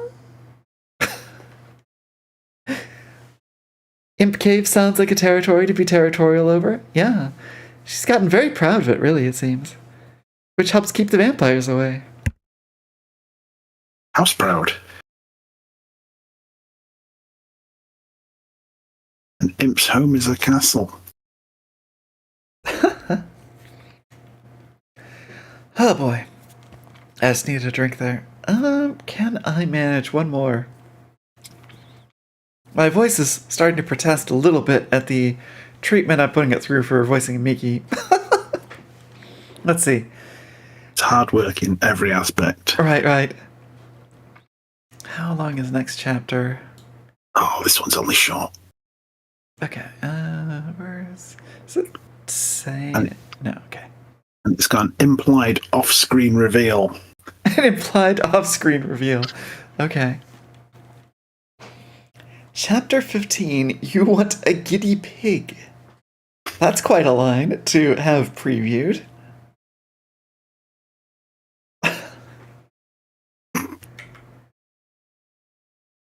Giles was doing some mundane library work while Buffy scratched her math workbook. Neither of them had their mind on their tasks, however, and both looked up when Willow bobbed in through the doors with Mercutio in tow. Hey, Giles! The devil girl waved a friendly greeting. All dried up? Yes, more or less. Willow turned and gave her a look. How did you know he got wet? I went swimming in the pool this morning. Giles came in too. Giles shrank back a little as the students turned their attention to him, and he cursed inwardly. This was exactly the sort of attention he'd wanted to avoid. Happened to be nearby when Makisha got into difficulties. He jumped in to save me, Makisha explained brightly. Buffy kept her eyes on Giles. You happen to be nearby. Since when do you happen to be in the sports wing? Her tone was somewhere between curious and accusing. Giles felt his color rising. He couldn't very well admit to spying on the girl, but honestly, nothing else sounded convincing. Best to make a clean breast of it, he decided. I spotted Makisha prowling the school grounds, and I followed her. The girl mock gasped. You were watching me? Willow did the same. Mr. Giles, I'm shocked and appalled. Buffy smirked, but didn't bother with the scandalized expression. Instead, she tilted her head. You weren't swimming in your clothes, I take it. She turned to Giles, frowning. Tell me she wasn't skinny dipping? Good lord, no. She had a swimsuit. Bikini, corrected Makisha. Black one. Small. I Actually, that's a rather interesting point. Giles did his best to divert the subject. I didn't see you changing clothes. Willow looked genuinely shocked this time. I should hope not. We're somewhat missing the point. She was at most a few seconds ahead of me, yet when I arrived at the pool, she was already swimming. And? Consider this. Then, would either of you two girls believe that Makisha's hair had been in chlorinated water a couple of hours ago? Makisha shrugged, disinterested, as the girls closed in for a look. Her black locks were completely dry, of course, and unless he'd imagined it, she'd been totally dry when she teleported out of the water. Willow frowned, concentrating hard, like she was trying to remember something. You changed your clothes yesterday. I didn't realize it at the time, but where did you get new clothes from? Makisha blinked. Oh, that? I wear whatever I like, whenever I like. It's a thing. Buffy pulled a face. So do I, but that doesn't mean I carry a spare outfit in my pocket. What gives? Willow was staring in fascination at the devil's back, specifically where the wings were attached. It's magic, she exclaimed. That's why there's no cuts at the back for the wings and tail. No, more magic than is magic. Mickey rolled her eyes. Oh yeah, it's on my MIT card I showed you last night. I'm a manifester. That's one of my powers. Giles frowned. And this power of yours manifests clothing? Yeah, I'm a master of disguise. She smirked and her clothing shimmered for an instant. The bold colors bled away and the outfit resolved itself into a rather splendid three-piece suit, in a familiar navy puppy-tooth tweed. Her burgundy necktie bore her own Baphomet symbol as a golden crest, but otherwise the similarity to Giles' outfit was quite uncanny. Buffy shuddered. That is simultaneously the best superpower ever and the worst possible abuse of that power. I insist that you teach me how you do that.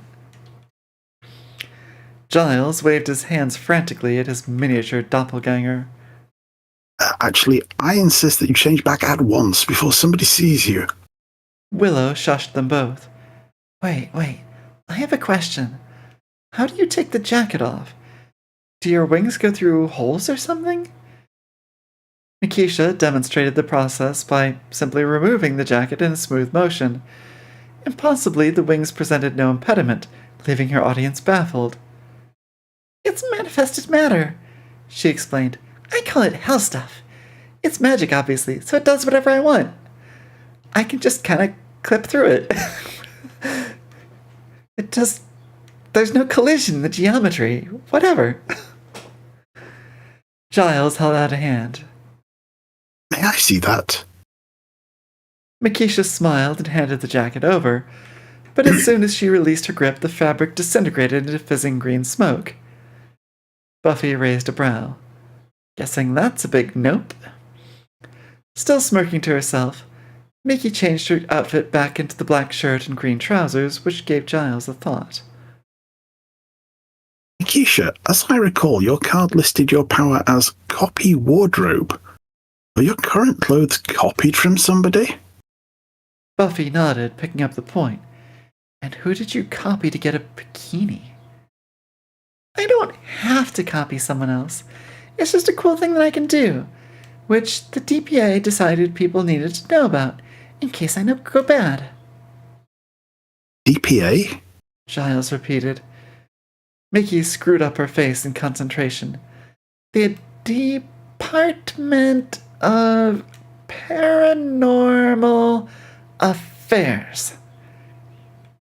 So the identification card you carry isn't just some kind of membership card? The government of that world maintained a database because these mutants are dangerous? Mickey nodded, and Giles made some mental notes. So these powers, they're not all innate talents shared by all Zaradai? Oh, sorry, I got an extra all in there. Oh. Oh. No, some of them are extra. Fascinating. if you're agreeable, I'd like to run some tests. I sometimes randomly change a word when reading it too. Like, it's just a thing that happens. Sure thing. The girl held out a hand, and for a moment Giles thought she wanted her jacket back. Pay me! What? You want a guinea pig? I need some money for food and stuff. Trade. He winced. You mean a guinea pig? That too, she agreed. And I suppose you'll want paying in kittens? That caught the devil completely flat-footed. She stared in bewilderment. What? The local demons and vampires around here use kittens as currency. Makisha narrowed her eyes warily. Okay. Why? Giles sighed. Well, they, eat them, actually. All three girls stared aghast, and Makisha actually cried out. No! Kittens! That's horrible! He took off his glasses and gave them a polish. Well, yes, rather, but we are talking about demons. Being horrible is about par for the course. I'm gonna kill a lot of them. Who's with me? Where do I find them? Buffy moved to calm the irate devil. Okay, granted, kitten eating is bad and has to stop, but we can't go off half-cocked. It's the middle of the morning, all the demons and vampires will be hiding away from the sun, and we have to stay in school. Makisha scowled. I don't have to do anything. I'm a superhero, and I'm gonna save some kittens. She started for the door, but Willow and Buffy each clung to an arm. Mickey, wait! The imp demonstrated the futility of that tactic by teleporting over to the door, leaving the girls holding on to empty air. Jenny Calendar had a free period, in theory, but her online circle had passed her some new upgrades that would improve the school's IT security, and as the only full-time IT teacher, it fell to her to carry out the installation. All the machines in her own classroom were already updated, and she was going to leave the admin staff's machines until after school hours, but that still left her several machines to visit. Floppy diskette in hand, she arrived at the school library and pulled the door open to find a small girl stood in her path. She was facing away from the door, pointing accusingly at Buffy Summers and Willow Rosenberg. Rupert Giles looked on, his expression agonized as usual. You can't stop me, declared the girl, reaching back for the door handle. I'm going. She fumbled blindly for a second more before turning around and discovering the doorway blocked. Eep! If kittens are currency, does that mean there's demonic kitten farmers printing currency? Probably. Kitten I don't farms. think it's ever explained. Yeah, like what do you do when your money grows up? It's like, oh, it's not a kitten anymore, we don't want it. Use it to make more kittens, yeah. Going where? Inquired Jenny. Nowhere. Good. Jenny walked around the girl and waved her disc at the librarian. I need to install some software on your computer. Giles looked a little distracted by the student drama, but recovered quickly. Oh, by all means, though I'd hardly consider the blasted contraption mine. Jenny smiled and noted that the small girl had followed her over. She gave Buffy a nod and waved to Willow, who waved back shyly. She then sat at the computer and logged herself onto the school's network. Rupert, well, affecting a disinterested air, watched her like a hawk, only glancing away occasionally at the new girl. A new member in the book club, Mr. Giles? She inquired. Ah, yes, after a fashion. He seemed to have an idea then and beckoned the girl over. Makisha, would you do me a favour and introduce yourself to Miss Calendar? I'm sure she'd be fascinated. Jenny recognized the name of Snyder's new favorite, or rather least disliked, student, and wondered how she managed to charm the little troll. There was a tense exchange of frowns and hand gestures, ending with Giles shooing the girl in Jenny's direction. It was all a little peculiar, which in itself was nothing new around this particular group. The girl, Makisha, wandered over and stuck out a hand. Hi, Miss Calendar. I'm Makisha Nichols. She glanced back at Giles, who waved at her to say more. I am an exchange student from Europe, and I speak many different languages. Pleased to meet you, Makisha. I'm sure that will come in handy for your studies. The other girls exchanged wide-eyed glances, which was puzzling. Rupert was trying to hide a smirk, and Jenny felt like she was being pranked in some way. What am I missing? She asked. Makisha has an unusual accent. Some staff have found it hard to understand. She sounds okay to me. Just as an experiment, can you tell me what it was that she said? She said she was an exchange student and spoke several languages. Jenny narrowed her eyes as the four exchanged meaningful looks. She decided to try an experiment of her own. Makisha, parlez-vous français? A little, enough to get by, replied the girl in slightly shaky French. Jenny nodded and asked again in German, then Spanish, then Romanian. In each case, the girl gave the same reply. A little, she said, enough to get by. Suspicious now, Jenny tried something else. Do you also speak the secret language of the Kalderash clan? The girl rolled her eyes. Of course not. Not if it's a secret. Aha. She knew there was something going on. Was the girl supernaturally gifted, or was she seeing some kind of magic spell in action? Surely Rupert wouldn't be experimenting with such things in the school during school hours. She gave him a sharp look. You're definitely up to something, Mr. Giles. He coughed guiltily. I'm afraid I am, rather. I do apologize. Can I ask what those last two languages were? Dialects of Romanian. Giles raised an eyebrow, and Jenny smoothly explained. I have a Romanian uncle. I see. The computer beeped finally, and Jenny ejected the disk and stood up. When you're ready to let me in on your little secret, you know where to find me. And with that, she headed off to the math department to find Mr. Benson. Willow's heart was in her mouth as they watched Ms. Calendar walk out of the library. I think she's angry. She looked angry. She turned to Buffy. Did she look kind of angry to you? Oh yeah, she's way angry, but only at Giles. I can't believe she didn't hear that. The Slayer gave Mickey a disapproving look. I'm a mutant from a parallel dimension and I have amazing superpowers? Mickey shrugged. And it does come in handy. Remember, one of those powers lets me say crazy stuff without people noticing. She turned to Giles. That's what you wanted to test, right? Yes, and quite a successful demonstration, I must say. Good. She held out her hand again. Money. No animals. Giles looked about to protest when Willow remembered her earlier conversation.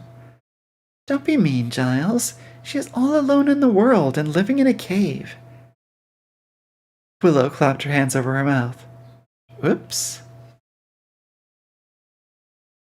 Okay. So, next time indeed. What do we have to look forward to, John? Next time is Mickey's big plan. For making money and... No, worse than that. Alright, so a different big plan. Everything Mickey deduces for herself is horribly, hilariously wrong. And every plan that Mickey has is horribly, hilariously horrible and hilarious. Well, that is what we tune in for each week.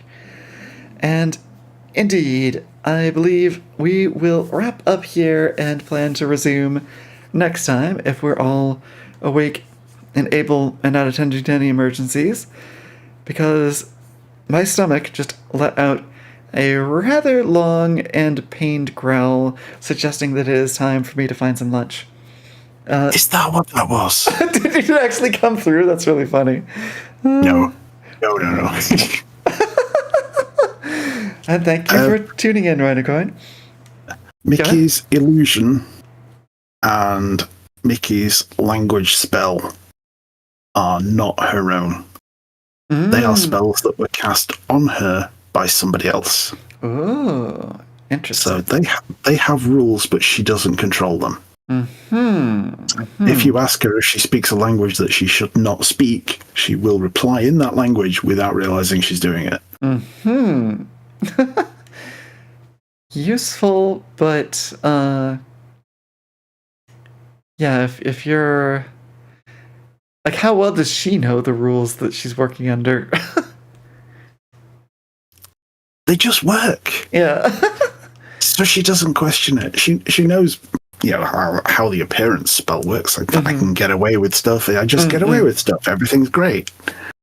Most of the time. Usually. Kinda, sorta. And the languages thing is just handy because she speak English good, but she don't read good. Bethesda logic, it just works. She can read it when she's written it herself because she knows what it's supposed to say. Then if she looks at it a week later, it's just a load of jaggedy shapes, which I can identify with. I can't read my own handwriting after 15 minutes. Oh.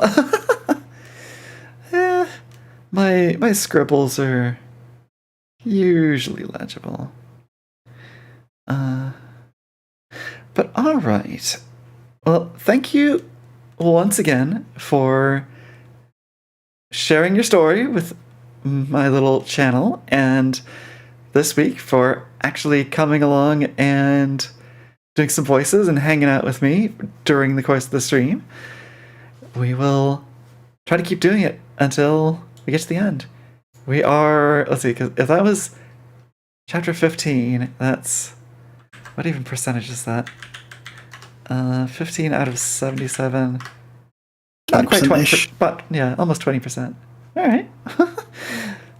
So we'll be done with this by like around the end of the year or something. Some chapters are longer than others. And most of these chapter titles have been Mickey so far. Right. So what have we got coming up after Guinea Pig? Power. One-line chapter. It's for a project. So like 8 at a time. Skadoosh.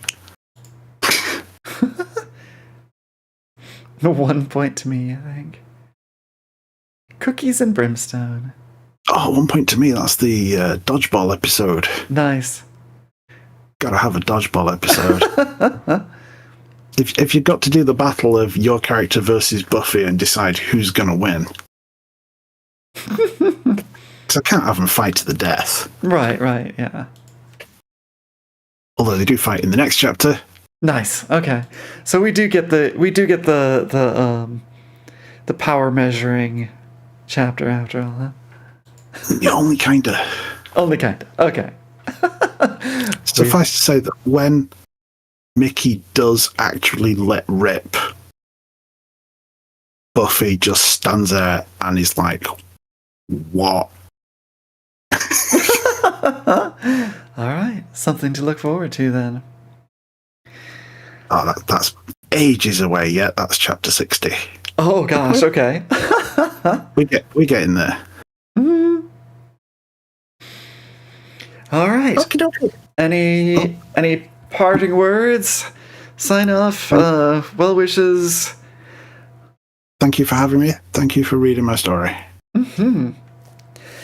Well, until next time then, my friends, live with honor, and your heart is unassailable.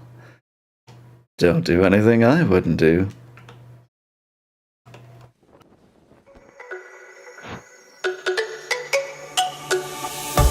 Let me go, there's no doubt. Gotta get out of this small town. You took my heart from me.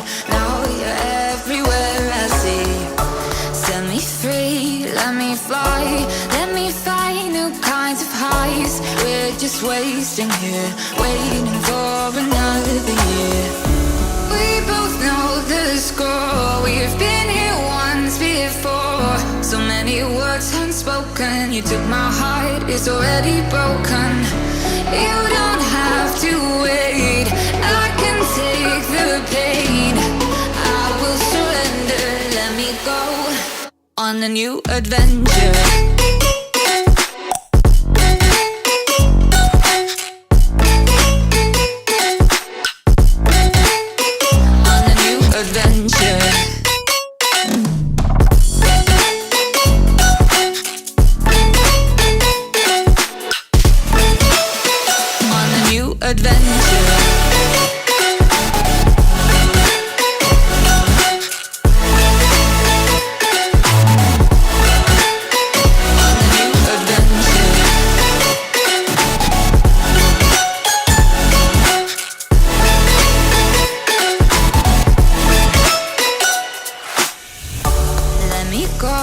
It's my time, watch me build another life.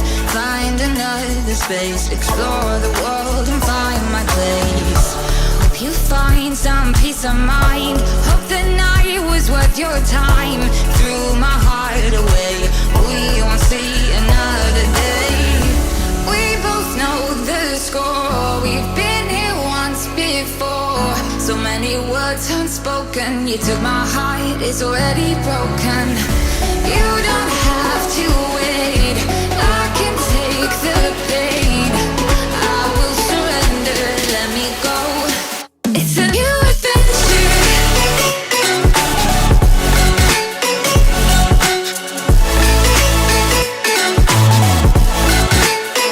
On a new adventure.